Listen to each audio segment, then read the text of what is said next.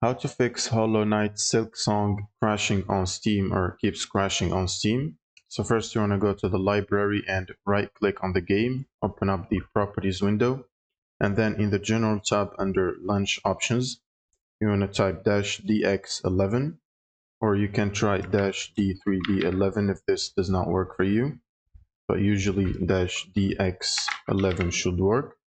Now you want to go to the installed files section and then click on verify integrity of game files button and wait for this to finish up. It should take a while. Now once this is done, you can close this and close out of Steam, and then you will need to open up the NVIDIA app or whatever GPU app you have, and from here you want to go to the drivers section and select game ready driver and basically check for updates and make sure to download the latest game ready driver. And if you do have it already installed, try to reinstall it by pressing this button right here.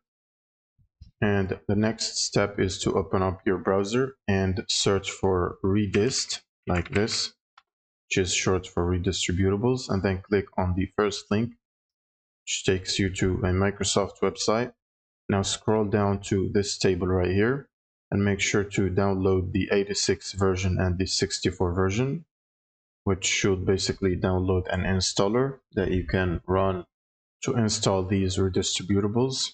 So just click on it and follow along the steps to uninstall it. I have it already installed, and make sure to install both of them, the 86 and the 64. Now once you're done, you should restart your computer by clicking restart.